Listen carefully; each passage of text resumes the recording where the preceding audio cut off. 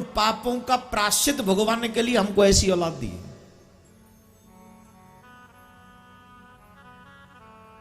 आजकल लोग, हर व्यक्ति शौकिया तौर पर पीता है। विशेष तौर पर मैंने सुना मेट्रो सिटियों में देवियां भी शुरू हो गई हैं। लेकिन एक बात बता दूं, अगर कोई शौक पालना है तो बिगड़ने वाला शौक मत पालिए। अगर शौक रखने की इतनी ही इच्छा है तो ऐसा शौक पालिए जिसमें तुम्हारा भला हो, तुम्हारे परिवार का भला हो और आने वाली जनरेशन का भी भला हो। वो शौक जो विनाश कर दे वो अच्छा नहीं हमारे लिए, किसी के लिए। अब बुरा चाहे माए करे, चाहे बहन करे, चाहे भाई करे, चाहे कोई और करे, बुरा तो बुरा ही है, निश्चित बुरा है। कंस बहुत बड़ा पापी है और उग्रसेन धर्मात्मा है, राजा, यज्ञ करते हैं, पुण्य करते हैं, ब्राह्मण साधु संतों में निष्ठा रखते हैं, भगवान के प्रति बड़े आदर भाव से रहते हैं। लेकिन पुत्र है कंस। कंस बहुत पापी है, थोड़ा बहुत नहीं, बहुत बड़ा पापी है। एक दिन कंस ने अपनी चचेरी बहन देवकी का विवाह श्री वसुदेव जी के साथ में किया और बहुत सारा दहेज दिया, बहुत दहेज। पहले दास दासी, हाथी घोड़ा, सेवक सैनिक दिया करते थे, लेकिन आजकल दहेज बहुत बड़ा अभिशाप समाज के लिए हो गया। और जिनके घरों, बहुत से लोग कहते हैं ना कि सरकार कहती है बेटी बढ़ाओ, बेटी पढ़ाओ, कहती। बहुत से लोग तो बेटी इसलिए नहीं आने देते क्योंकि मेरे पास पैसा नहीं है दहेज में देने के लिए। यहां पर समाज के काफी प्रतिष्ठित लोग बैठे हैं। ईमानदारी से सोचिए, कई कई करोड़ रुपए हम लोग होटलों में या कहीं भी या पूरे विवाह में या बेटी वाले से कहते इतना करोड़ रुपया शादी होगा, तो आप बताइए कि आप एक सुलक्षणा बहू लाने में सफल हुए अपने घर में? जो संस्कारवान, जो अच्छे चरित्र वाली बच्ची जो गरीब के घर में पैदा हो गई, क्या उसको किसी अमीर के घर की बहू बनने का सौभाग्य प्राप्त नहीं हो सकता? हो सकता है। आजकल समाज में एक प्रचलन है गरीब कन्याओं की शादी करा देना, प्रचलन है, अच्छी बात है, गरीबों की मदद करनी चाहिए, जरूर करना चाहिए। लेकिन इससे भी बढ़िया प्रचलन ये हो कि गरीब बेटी को, गरीब बाप की बेटी को अपने घर की बहू बना लिया जाए और अच्छे घर में उसे रख लिया जाए। यह समाज का एक बहुत बड़ा उदाहरण हो सकता है। गरीबों की गरीबों से विवाह करना तो ठीक है, आप हेल्प कर रहे हो, लेकिन एक और कदम आगे बढ़िए कि एक अच्छी संस्कारी बेटी अपने घर में बहू लाइए, जो माथे पे तिलक लगाती हो, गले में कंठी पहनती हो और भगवान का नाम जपती हो। वादा करता हूं आपसे, जो बेटी ये करेगी वो अपने सास ससुर को कभी रोने नहीं देगी, ये मेरा वादा है, वादा है मेरा। और बहन बेटियों से भी एक बात कहूं, दहेज वैसे बंद होना चाहिए। दहेज एक बहुत बुरी प्रथा है। जितना दहेज हम देते हैं उतने दहेज में बहुत गरीबों के घर बन सकते हैं, उनकी दुआएं मिल सकती हैं। और उन बेटों से भी मेरा निवेदन है, पढ़ लिख के समझदार हो, क्यों ससुराल की फेंकी हुई रोटी पर जिंदा रहना चाहते हो? क्या जरूरत है? भगवान ने तुम्हें पढ़ा लिखा के बुद्धि दी है तो ससुराल से दहेज रूपी टुकड़ा मत मांगो। कह दो अपनी बेटी को सुयोग्य बनाकर भेजना, हमारे लिए ये लक्ष्मी बनकर आएगी तो हमारा घर अपने आप आगे दिनों दिन बढ़ोतरी करता चला जाएगा। कौन कौन मेरी बात से खुश है और सहमत है? और कौन कौन ये वचन लेते हैं कि हम अपने बेटे की शादी में दहेज नहीं लेंगे? हाथ उठाकर आप मेरा समर्थन कर सकते हैं कि हम अपने बेटे की शादी में दहेज नहीं लेंगे। अगर सुयोग्य परिवार की बेटी संस्कारी मिली, चाहे वो गरीब घर से ही क्यों ना हो, हम उसे अपने घर में बहू लाने की कोशिश करेंगे। कौन कौन मेरे साथ इस बात को आगे बढ़ाएंगे? मैं साधुवाद देता हूं आप सबको जिन्होंने हाथ उठाकर इस अच्छी परंपरा का समर्थन किया है और समाज को सुधारने का एक सुंदर मौका आपने लिया है। आप सोचिए क्या गुजरती होगी उन लोगों पे जिनकी बेटियां दहेज के लिए जला दी जाती हैं। और ये लोग भी खुश नहीं है। बड़े ऊंचे सैंडल वाली आएगी तो वो ऊंचे ही काम करेगी। फिर संस्कारी बहू आप अपने घर में लाएं, ये प्रार्थना है। आप सबसे। तो कंस ने बहुत दहेज दिया और अपनी बहन को पहुंचाने के लिए जा रहा था। अभिमान था उसके साथ, हृदय में कूट कूट के अभिमान भरा पड़ा था। तो आकाशवाणी हुई, अरे ओ कंस, जिस बहन के विवाह में तू इतना प्रसन्न है, इसका 8वां पुत्र तेरा काल होगा। और जैसे ही कंस ने सुना कि इसका 8वां पुत्र मेरा काल होगा, तो कंस को बहुत बुरा लगा, बहुत बुरा लगा। और कंस ने देवकी के केस पकड़े और रथ से नीचे उतार लिया। केस पकड़कर रथ से नीचे उतार लिया। निवेदन कर दूं, अगर आस्था पे लाइव पूरा हो जाए तो आप YouTube चैनल पर चले जाएं और बचा हुआ उत्सव आप YouTube चैनल पर देखें, क्योंकि आस्था का टाइम है, वो एक सीमा है, वो पूरा कभी भी हो सकता है। तो आप बचा हुआ जो आनंद है वो आस्था टीवी के बाद YouTube चैनल पर चले जाएं और वहां पूरा आनंद लें। अभी बोलेंगे एक बार जोर से। तो बंधु, कंस ने देवकी के केस पकड़े और रथ से नीचे उतार लिया, हाथ से खड्ग निकाली और देवकी को मारने के लिए तैयार हुआ। जैसे ही देवकी को मारने लगा, वसुदेव जी ने देवकी कंस को रोका। क्या कर रहे हो ये तो, और क्यों कर रहे हैं? इस्लांगणी गुणासुर भवान भोज यशस कर सकतम भगनी हन्याति स्त्री मुदवाह पर्वणि। कैसे योद्धा हो तुम? एक स्त्री पर शस्त्र का प्रयोग करते हो, शर्म आनी चाहिए। योद्धा हो तो किसी योद्धा से युद्ध करो। स्त्री पर हाथ उठाना सबसे बड़ा पाप है। यहां पर जितने भी पुरुष बैठे हैं ध्यान से सुने। जिस घर में स्त्री का अपमान होता है वहां से लक्ष्मी नाराज होकर चली जाती है, वहां लक्ष्मी वास नहीं करती है। कभी भी स्त्री पर हाथ नहीं उठाना चाहिए, स्त्री का अपमान नहीं करना चाहिए। हमारे शास्त्रों में ऐसा कहा गया है, यत्र नार्यस्तु पूज्यन्ते रमन्ते तत्र देवता। जहां स्त्रियों का सम्मान होता है वहां देवता रमण करते हैं। इसलिए कभी भी स्त्रियों का अपमान नहीं करना चाहिए। लेकिन देवियों को भी ध्यान रखना चाहिए कि देवी किसको कहते हैं। कहीं ये कथा सुन के सब देवियां यही ना सोच लें अब तो कुछ भी करो, पति को बताया करेंगे, पंडित जी ने कहा था भूल गए क्या? ये मतलब नहीं है।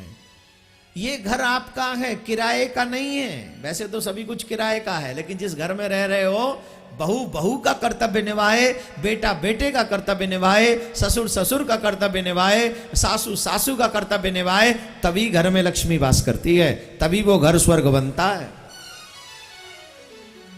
ऐसा ना हो कि सास ही शोषण करे, ऐसा ना हो कि पति बेचारी पे डंडा बजामता रहे, या ऐसा ना हो कोई बहू ही आ जाए बता रही हूं लटकवाए दूंगी। अब रोज तुम ऐसी धमकी दोगे तो घर कहां स्वर्ग रहेगा बताओ? तो ऐसा नहीं होना चाहिए। सबको अपनी ड्यूटी बड़ी खुशी से जिंदगी जीजिए, भगवान का भजन कीजिए, भजन के साथ साथ जिम्मेदारियों को निभाकर आगे बढ़िए। कंस कह रहा है मैं मार दूंगा, वसुदेव जी कह रहे स्त्री को मारना ठीक नहीं है, अधर्म है। बोले तुमको मैं नहीं देख सकता, तुम अगर स्त्री पर हाथ उठाओगे तो मैं अपनी आंखों से नहीं देख सकता। कंस ने कहा नहीं देख सकते तो उधर मुंह मोड़ लो अथवा अपनी आंखें फोड़ लो।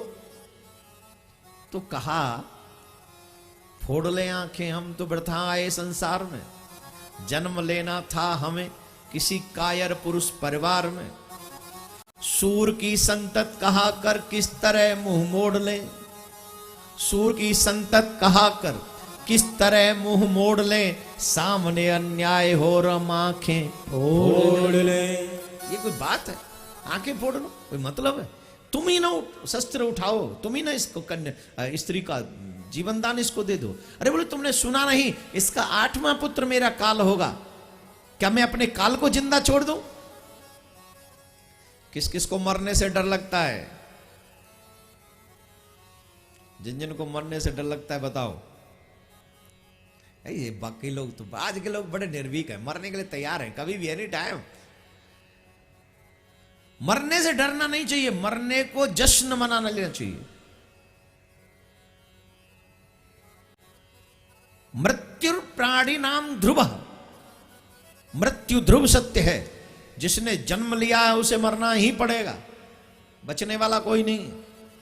हां, रोना उसको चाहिए जो न भजन करता है, न पुण्य करता है, न सत्कर्म करता है, बस भोग विलासों में अपनी जिंदगी काटता है, उसको जरूर रोना चाहिए, उसे जरूर जिंदगी के अंतिम पल के लिए दुख होना चाहिए। लेकिन जो भजन करता हो, जो कथा सुनता हो, जो कथा करवाता हो, हमारे गोपाल जी देखो 2 साल पहले कितना विशाल आयोजन वृंदावन में हुआ, उसके मुख्य यजमान थे। 2 साल बाद यहाँ कलकत्ता में इतना विशाल आयोजन एक गोपाल जी उनका पूरा परिवार करा रहा है। तो ऐसे लोगों को रोने की जरूरत क्या? ऐसे लोगों को तो उत्सव मना लेना चाहिए कि जब मैं धर्म का हो ही गया, जब मैं कृष्ण का हो ही गया, तो किसी भी पल मौत आ जाए, क्यों डरूं मैं किसी से? डरना उनको चाहिए जो अच्छे कर्म नहीं करते हैं, धर्म में भी राजनीति करते हैं, धर्म को भी अपने नाम के लिए यूज करते हैं। ऐसे लोगों को जरूर डरना चाहिए, जिन्होंने धर्म से कोई मतलब नहीं है, जिनका जो सिर्फ समझ लो ना मैं क्या कहना चाह रहा हूं, उल्टे सीधे कामों में व्यस्त रहते हैं, उन लोगों को जरूर डरना चाहिए मौत से। कि उस दिन क्या होगा, जिस दिन सज धज कर जिस दिन मौत की शहजादी आएगी, न सोना काम आएगा न शादी आएगी। उस वक्त जब मौत मेरे द्वार पर आए, तब मेरे बुरे काम याद आएंगे। न 500 के न 1000 के तो खैर खाई गए, वो तो खत्म हो ही गए। न 500 के नोट न 2000 के नोट तेरे काम आएंगे। 1000 के और 500 के पुराने तो हमारे मोदी जी ने लगा दिए ठिकाने, जाओ बेटा। अब मुझे धीरे धीरे लग रहा है, मैं अपने भक्तों को चेता रहा हूं, ये 2000 की भी जाएगी एक दिन, इसलिए जितनी भी है सब दान दे दो, बाद में रोना नहीं पड़ेगा, पछताना नहीं पड़ेगा, राधे राधे बोलना पड़ेगा। जितनी भी हो खजाने में सब बोले ले महाराज बनाओ अनाथ आश्रम। हाँ हाँ, यहां काम नहीं वहां भी काम आ जाएगी, तेरा कल्याण हो जाएगा। अब फिर नहीं तो रोना उस दिन की तरह, अरे महाराज ये भी गए, हाथ टाइट हो गया। मैं तो कह रहा हूं जैसे देश से ब्लैक मनी निकल गई, वैसे विदेश से और ब्लैक मनी आ जाए तो महाराज भारत फिर से आगे बढ़ जाए। बस विदेश वाली और ले आओ, कैसे भी करके राधे राधे बोलना पड़ेगा। वसुदेव जी ने कहा मृत्यु से क्यों डरते हो कंस, जिसने जन्म लिया उसे मरना तो पड़ेगा ही, ऐसा कौन है जो मरेगा नहीं। एक मुझे प्रसंग याद आ रहा है, जरा सुने युवा। यक्ष ने धर्मराज से पूछा इस दुनिया का सबसे बड़ा आश्चर्य क्या है? बोले इस दुनिया का सबसे बड़ा आश्चर्य यह है कि ये लोग, संसार के लोग अपने ही लोगों को अपने ही हाथों से शमशान में जला के आते हैं। ये संसार के लोग अपने ही लोगों को अपने ही हाथों से शमशान में जला के आते हैं और खुद ऐसे जिंदा रहते हैं जैसे खुद कभी मरेंगे ही नहीं। यही सबसे बड़ा आश्चर्य है। नहीं, हमारा एटीट्यूड तो देखिए कैसा रहता है कि जैसे मुझे कुछ होने वाला नहीं, और अपने ही लोगों को अपने हाथ में लेकर शमशान में जला कर आए। हमें वहीं से सीख लेना चाहिए, यही आश्चर्य सबसे बड़ा है। मृत्यु सबकी होनी है, one day we will die, it's confirm, no one can change this. कोई इसे बदल नहीं सकता, कोई भी नहीं बदल सकता, राधे राधे बोलना पड़ेगा बस। अच्छा एक और बात बताएं, बुरे लोगों को तुम कितनी भी अच्छी बातें समझा लो, वो कभी समझते नहीं, बस वो अपनी धुन में रहते हैं। जैसे हम कहते हैं ना, अपनी धुन में रहता हूं राधे राधे कहता हूं, वैसे वो अपनी धुन में रहते, उन्हें कोई मतलब नहीं है। कंस ने कहा तुम ज्यादा ज्ञान दे रहे हो, चलो इसके साथ तुम भी मरने के लिए तैयार हो जाओ, तुम्हें भी मारता हूं। उसी समय उग्रसेन आ गए, कंस थोड़ी सी तो शर्म करो, ये तुम्हारी बहन और ये तुम्हारा बहनोई है, तुम इनको ऐसे अपमानित कर रहे हो, ये कौन से नरक में जाओगे तुम। अगर तुम नहीं मानोगे तो मथुरा का राजा होने के नाते मैं तुम्हें बंदी बना लूंगा। आप मथुरा के राजा हैं? बोले हाँ मैं राजा हूं। कंस ने उग्रसेन जी के सर से मुकुट उतारा, अपने सर पे रख लिया और कहा अब आप राजा नहीं, अब हम राजा हैं। कहा बंदीजनों से इन्हें बंदी बनाओ, सैनिकों से कहा बंदी बनाओ, कारागार में डाल दो। तब वसुदेव जी ने वचन दिया सब सुत या के हम सो लीजे, जीवदान तुम या को दीजे, सब सुत या के। जितने भी देवकी के गर्भ से पुत्र होंगे, मैं आपको वचन देता हूं, मैं सब पुत्र आके लाके आपको दूंगा, लेकिन देवकी को आप मत मारो। बोले ठीक है मुझे मंजूर है, लेकिन तब तक जब तक ये पुत्र नहीं हो जाते, तुम्हारे हाथों में हथकड़ी, पांव में बेड़ी, नार में तो कारागार में तुमको रहना पड़ेगा। बोले मंजूर है। सुनिए मेरे भाई बहन, हम लोग धर्म को सिर्फ खिलवाड़ समझते हैं। हमारे पूर्वजों ने इस धर्म के लिए क्या क्या सहा है, ये हम नहीं जान पाते। वसुदेव जी ने अपनी संतान को भी बलिदान दे दिया, सिर्फ धर्म की रक्षा के लिए, क्योंकि मेरी आंखों के सामने एक स्त्री का वध न हो, यह धर्म है। और वचन की पूर्ति देखिए क्या गजब है। कारागार में डाल दिया देवकी वसुदेव को, बहुत बड़े अपराधियों की तरह। ये वो कारागार है, ये वो मां बाप हैं जो भगवान के मां बाप हैं, किसी और के नहीं। ये वो देवकी वसुदेव हैं जिनकी पूजा भी नारायण और लक्ष्मी की तरह हो रही थी। जरा सावधानी से सुनना, वक्त को बदलने में देर नहीं लगती। अभी मैंने शुरू में बोला था ना, वक्त गूंगा नहीं, वक्त गूंगा नहीं, ये तो अभी बस मौन है। वक्त गूंगा नहीं, ये तो बस अभी मौन है। वक्त आने पे पता चलता है तेरा अपना कौन है। जब वक्त पड़ता है, बुरा समय आता है, और सबके ऊपर आता है, अच्छा समय और बुरा समय। अच्छे समय में सर ऊंचा करने वाला बुरे वक्त में कोई साथ उसके नहीं रहता, और जो अच्छे समय में भी नजरें झुका के विनम्रता से जीता है, बुरा वक्त उसके पास से कब गुजर जाता है पता भी नहीं चलता है, क्योंकि उसकी हेल्प करने वाले लोग बहुत हो जाते हैं। इसलिए सर उठाकर नहीं, सर झुका के जीना चाहिए। कितना भी दे दे भगवान, तेरा शुक्रिया है, तेरा शुक्रिया है। धीरे धीरे करके देवकी वसुदेव के 6 पुत्रों को जन्म लेते ही कंस ने मार दिया, जन्म लेते ही मार दिया। 7वें संतान के रूप में शेष अवतार श्री बलराम जी महाराज आने वाले हैं। तो भगवान नारायण ने माया को आज्ञा दी कि अब मेरा भैया बलराम जी आने वाले हैं, शेष अवतार आने वाले हैं, एक काम करो, देवकी के गर्भ से उन्हें ले जाओ और जो वसुदेव जी की दूसरी पत्नी है उनके गर्भ में पहुंचाओ। तो यहां देवकी के गर्भ में ऐसा लगा जैसे गर्भ क्षीण हो गया, और वहां रोहिणी जी के गर्भ से श्री बलराम जी महाराज का प्राकट्य हुआ।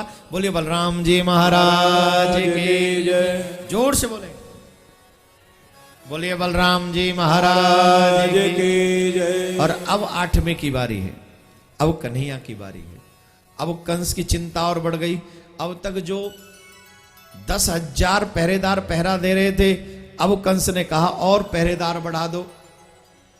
अब 14,000 पहरेदार कर दिए, रात दिन जग कर ड्यूटी दे रहे हैं और कह रहे हैं कहीं से कोई गड़बड़ी नहीं हो जानी चाहिए, जहां से कोई गड़बड़ी हो गई उसको मैं मृत्यु दंड दूंगा। सबको कह दिया जागृत अवस्था में रात दिन 24 घंटे पहरा देना, कहीं से कोई गड़बड़ न हो जाए। तो अब वो समय भी आ गया जब भगवान का प्राकट्य महोत्सव हम लोग मना सकें। दोनों हाथ जोड़िए और भगवान की स्तुति कीजिए। देवताओं ने यहाँ पर 9 बार सत्य सत्य कहकर भगवान के श्री चरणों में वंदन और नमन किया है। सत्यम व्रतम सत्यम परम त्रिसत्यम सत्यस्य योनि निहतम च सद्य सत्य से सतमृत सत्य नेत्रम सत्यात्मकम त्वाम शरणम प्रपन्नः। देवताओं ने 9 बार सत्य सत्य कहकर भगवान को प्रणाम किया। अब 9 बार क्यों कहा? 1 बार कह लेते, 2 बार कह लेते, 3 बार कह के पूरा कर लेते, 9 बार ही क्यों कहा? 9 का टेबल किस किस को आता है? हिंदी में कौन कौन सुना सकता है? ये हिंदी में पूछो उनको, 44 किसको कहते, बोले व्हाट इज दिस 44। ये अपने ही 44 को भूल गए। 9 का टेबल किसको आता है हिंदी में? सुना ना, 9 का डबल कितना होगा? 8 और 1 9, और 9 का ट्रिपल कितना होगा?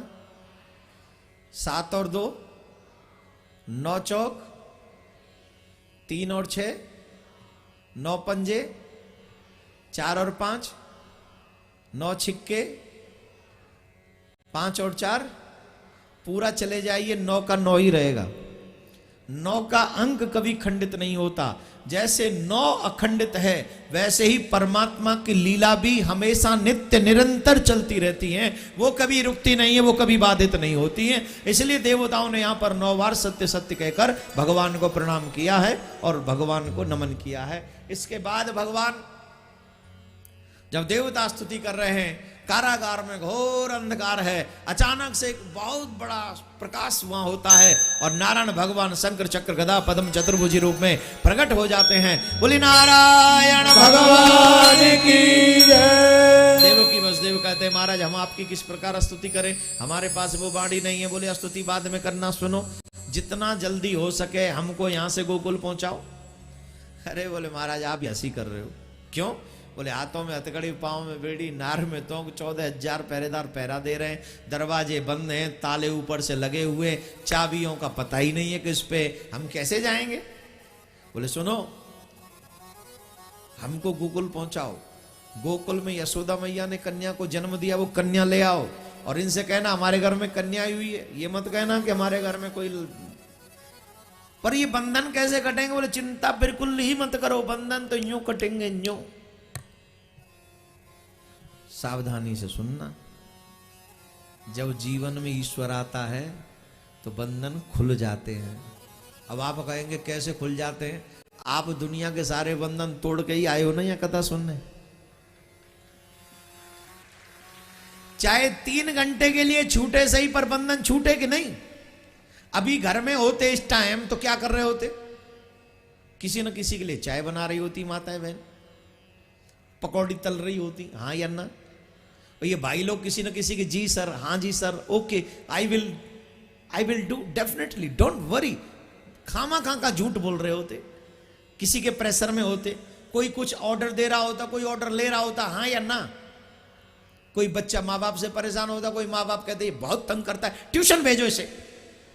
ट्यूशन नहीं गया, बोले आज संडे सब छुट्टी, कहो संडे वो भी ट्यूशन दे, ट्यूशन वाली अब ज्यादा नहीं होता, कहते कि नहीं? वो भी परेशान है कि नहीं? राधे नहीं, राधे राधे बोलो, कोई दीवाना है?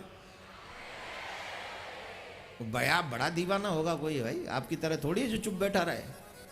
तो कहते कि नहीं, लेकिन वो सब बंधन तोड़ के, वो सब दुनिया को छोड़ के, चाहे 3 घंटे के लिए सही, हम यहाँ आकर बैठ गए, कन्हैया के हो गए। और जब कन्हैया के हो गए तो आज वो चिंता नहीं सता रही है, वो बंधन नहीं सता रहे। जैसी आरती होगी तब हावी होंगे वो सब हम पे। तो जब भगवान जीवन में आते हैं तो बंधन खुल जाते हैं। लेकिन वो कन्या कौन है? वो कन्या है माया। और जब जीवन में माया आती है तो बंधन फिर से बंध जाता। तो जैसे ही कन्हैया ने बाल रूप धारण किया, वसुदेव जी ने सर पे विराजमान कराया, और जैसे ही सर पे विराजमान कराया, हाथों की हथकड़ी खुल गई, एक पैर की बेड़ियां खुल गई, नार की तोक खुल गई, अचरज ये ताले अपने आप खुल गए, वो जो बंधन थे गेट अपने आप खुल गए, और बाहर झांक कर देखा तो सब पहरेदार सो गए। यह है ठाकुर जी की लीला।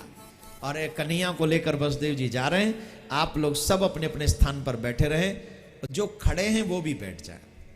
अब तो बैठ सकते हो आप, 10 मिनट और बैठेंगे, उसके बाद पूरी हो जाएगी कथा। लेकिन 10 मिनट सब बैठ जाए। 10 मिनट तक कोई खड़ा नहीं होगा, कोई भी खड़ा नहीं होगा 10 मिनट तक। कृपा करें, जहां है वहीं बैठ जाए। और आइए हमारे मध्य में श्री वसुदेव जी महाराज आ रहे हैं, कन्हैया को लेके अपनी अपनी जगह पर बैठकर ताली बजाकर श्री वसुदेव जी महाराज का स्वागत करेंगे आप लोग सभी। अरे ताली मतलब मैं भजन गाऊंगा, आप लय में ताली बजाइएगा, ऐसे मत बजाओ।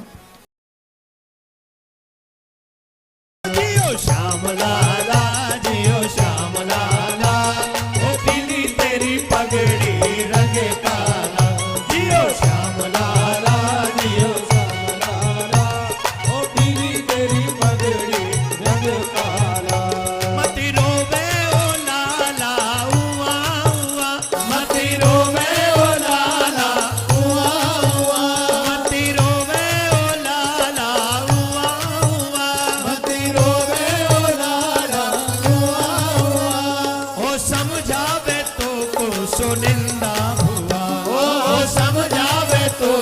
सोने का हुआ। ओ जियो जियो जियो जियो जियो श्याम लाला, जियो श्याम लाला। ओ पीली तेरी पगड़ी रंग काला, जियो श्याम लाला, जियो श्याम लाला। पीली तेरी पगड़ी रंग काला, ओ पीली तेरी पगड़ी रंग काला, ओ पीली तेरी पगड़ी रंग काला, ओ पीली तेरी पगड़ी रंग काला। बोलो नंद के ओ कान्हा आया रे आया, ब्रज में बाजे आज बधाई। कान्हा आया रे आया, ब्रज में बाजे आज बधाई। कान्हा आया रे आया, ब्रज में बाजे आज बधाई। कान्हा आया रे आया, ब्रज में बाजे आज बधाई। मैं देख रहा हूँ कुछ पीछे लोग ऐसे ही आराम से ताली बजा रहे हैं। मुझे लगता है कन्हैया के इस उत्सव में कुछ कंस के भी चेला आ गए, जिन्हें कन्हैया के आने से कोई प्रसन्नता नहीं है, बड़े चुपचाप खड़े हैं। अरे कन्हैया के चेला हो, दोनों हाथ उठा के सभी लोग मस्ती में।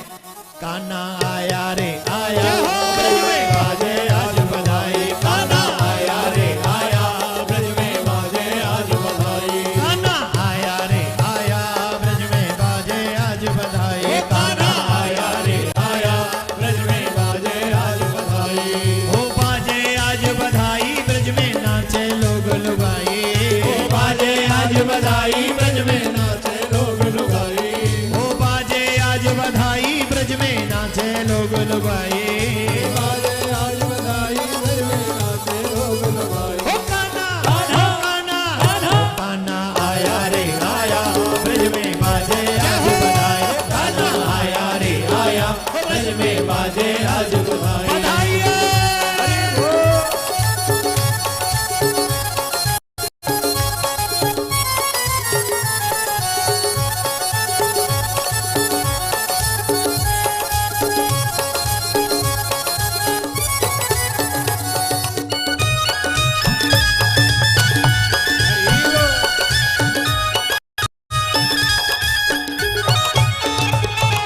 सजी हुई ब्रज की सब गलियां, सजे हुए चौबारे।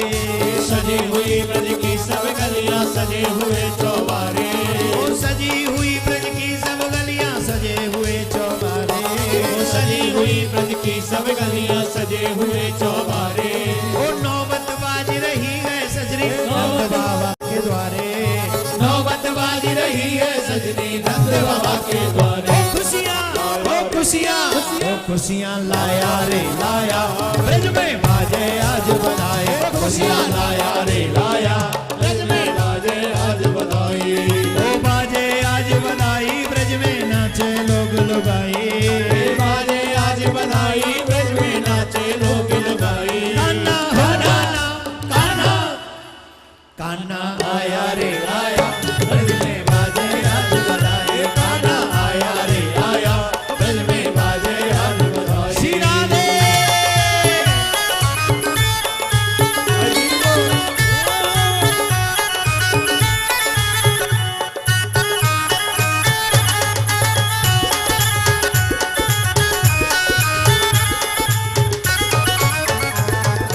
सावरिया की मोटी मोटी अखियां हैं कजरारी। सावरिया की मोटी मोटी अखियां हैं कजरारी। एक बात बताएं, जो लोग दूसरी जगह नृत्य करते हैं उन्हें तो बड़ी शर्म आ रही है यहाँ। हाय हाय, हम भगवान के कथा पंडाल में कैसे नृत्य कर सकते, हम तो पूरी जगह पे नाचने वाले। अरे दोनों हाथ खोल के बिंदास नाच, स्वर्ग में स्थान मिलेगा। ओ सावरिया की मोटी मोटी अखियां हैं कजरारी। सावरिया की मोटी मोटी अखियां हैं कजरारी। करुणा सागर की सूरतिया, करुणा सागर की सूरतिया, करुणा सागर की सूरतिया लागे प्यारी प्यारी। मन को भाया रे भाया, ब्रज में बाजे आज बधाई। मन को भाया रे भाया, ब्रज में बाजे आज बधाई। ओ बाजे आज बधाई, ब्रज में नाचे लोग गाए। बाजे आज बधाई, ब्रज में नाचे लोग गाए। ओ कान्हा कान्हा आया रे आया, ब्रज में बाजे आज बधाई। कान्हा आया रे आया, ब्रज में बाजे आज बधाई। श्री राधे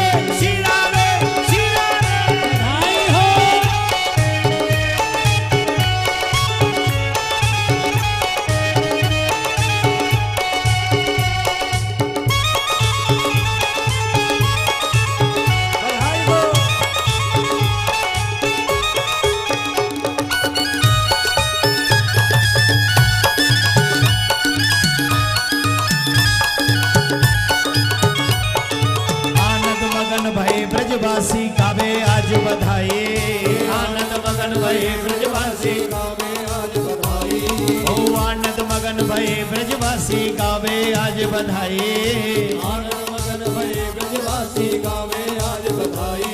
सब बोलेंगे मेरे साथ, जुग जुग जीवे मात जसोदा, जुग जुग जीवे मात यशोदा, ओ जुग जुग जीवे मात जसोदा, जुग जुग जीवे मात यशोदा, तेरो कुमार कनाई। आनंद छाया रे छाया ब्रज में बाजे आज बधाई, आनंद छाया रे छाया ब्रज में बाजे आज बधाई। आनंद छाया रे छाया ब्रज में बाजे आज बधाई, आनंद छाया रे छाया।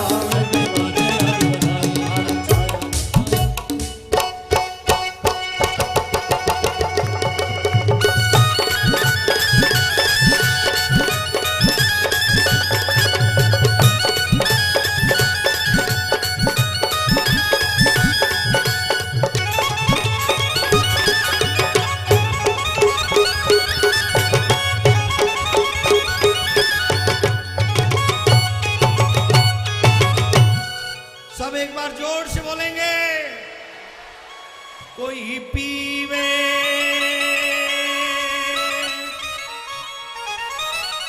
इस भजन में पता चलेगा कौन कौन जवान है और कौन कौन बुढ़ा हो लिया।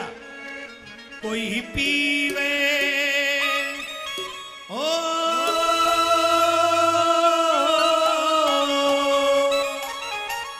ये मंच पे जो खड़े हैं ना, आप लोगों को भी यही काम करना है, पता चल जाएगा कौन जवान है कौन बुढ़ा। नाम रस क्या करना है, नाम रस और ऊंचा, नाम रस नाम रस। गोपाल जी आप रहने दो, आप मत करना, अभी 3 दिन कथा और शेष है।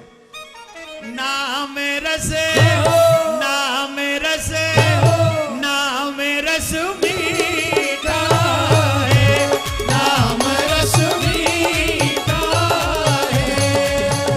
कोई पीवे कोई पीवे कोई पीवे कोई पीवे संत सुजान नाम रस मीठा है, नाम रस मीठा है। देखिए भगवान की भक्ति करने वाले लोगों का नाम अमर होता है, और इस बात से फर्क नहीं पड़ता कि कौन अमीर था कौन गरीब था। जिसने भक्ति की वो अमीर हो गया, और जिसने कन्हैया को स्वीकार नहीं किया वो गरीब हो गया। दोनों हाथ उठा के ऐसे बोलिए, राजवंश की रानी मीरा भैया रे, रसिका भैया रे, एक बूंद इस रसिका। आधी रात महल तज चले दी, पढ़ो नाम को रसिका भैया रे, पढ़ो नाम को चसका भैया रे, पढ़ो नाम को चसका। सबके हाथ ऊपर होने चाहिए, कन्हैया के चाहने वाले सबके हाथ ऊपर, कंस के चाहने वालों के हाथ नीचे। मेरो सवरिया मेरो मन बसिया, मेरो सवरिया मेरो मन बसिया, मेरो श्याम मेरो श्याम मेरो श्याम। मेरो श्याम।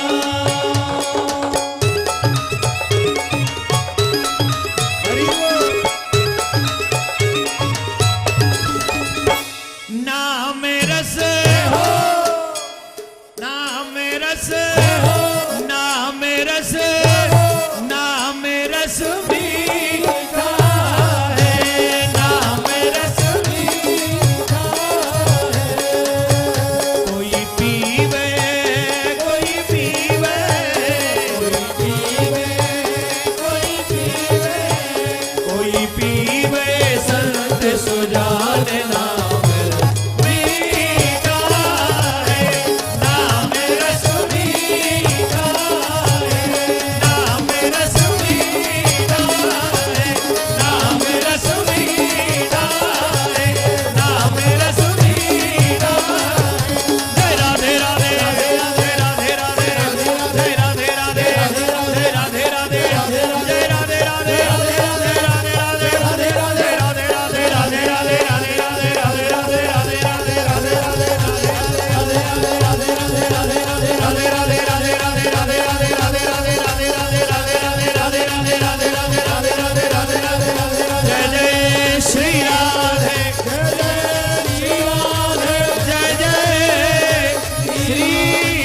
राधे। क्या बोलना पड़ेगा? राधे राधे जोर से बोलना पड़ेगा, राधे राधे और जोर से बोलना पड़ेगा। राधे राधे। आप सब जो भी बधाई में सम्मिलित हुए हैं, मेरा भगवान करे आप सब यूं ही नाचते झूमते गाते रहें, जीवन में कभी अमंगल आपके घर में न जाके सिर्फ मंगल बधाइयां यूं आती रहे और आप नाचते झूमते गाते रहें, कन्हैया के उत्सव में आप सम्मिलित होते रहें। एक बार जोर से बोलना पड़ेगा, राधे राधे और जोर से बोलना पड़ेगा, राधे राधे और जोर से बोलना पड़ेगा। राधे। किस किस को आनंद आया? पापियों को तो आएगा ही नहीं, पुण्यात्माओं को तो ऑब्वियसली सबको आ ही रहा है। राधे राधे बोलना पड़ेगा। राधे राधे। कौन कौन चाहते हैं ऐसा आनंद हर वर्ष आए? कौन कौन चाहते हैं? नहीं, हर वर्ष आए पर ये सिर्फ संडे को आए। कौन कौन चाहते हैं कि हर वर्ष ऐसा ही भागवत कथा का ये दरबार यहां सजे और हम सभी सम्मिलित हों भागवत कथा में और आनंद लें? कौन कौन चाहता है? हमारे गोपाल जी ने कल हमको बताया कि हमें इतना आनंद आ रहा है कि हम चाहते हैं कि महाराज श्री हर वर्ष कलकत्ता में आए और भागवत कथा का आनंद हम सबको दिलाएं। और गोपाल जी ने एक विश्वास दिया है आप सभी भक्तों के लिए, और इसलिए मैं कहूंगा कि इनके लिए एक बार बहुत जोरदार ताली बजाएं इनके लिए। अभी पहले सुन तो लें। इन्होंने कहा है कि जब तक मैं हूं तब तक हर वर्ष पूज्य महाराज श्री आते रहेंगे और भागवत कथा का आनंद दिलाते रहेंगे। तो एक बार अब जोरदार ताली बजाकर हाथ ऊपर करके ताली बजाएं और इनको आशीर्वाद दें, इनके पूरे परिवार को, कि भगवान ऐसे ही इन पर कृपा बनाए रखें। और कृष्ण जन्म की इससे ज्यादा बधाई हो नहीं सकती कि भागवत का आपको हर वर्ष आयोजन और आनंद मिलता रहेगा। बहुत बहुत शुभकामना है। तो मैं निवेदन करूंगा कि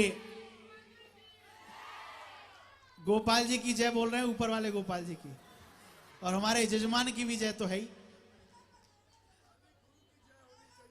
खाली गुरु की जय होनी चाहिए।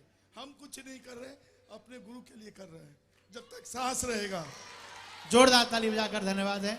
हमारे गोपाल जी का यह भाव बना रहे, भगवान से प्रार्थना है। और निवेदन करूंगा कि आरती की ओर बढ़े उससे पहले एक हमारे माता जी किसी की चैन गिर गई है, मैं ये नहीं कहूंगा कट गई है, गिर गई है। जिनको भी मिले कृपया वो पहुंचा दें और अपने अपनी आभूषण, मोबाइल, पर्स, चैन, इन सब का विशेष ध्यान रखें। कथा में कभी पहन के यहीं नहीं, कहीं मत जाया करो, नहीं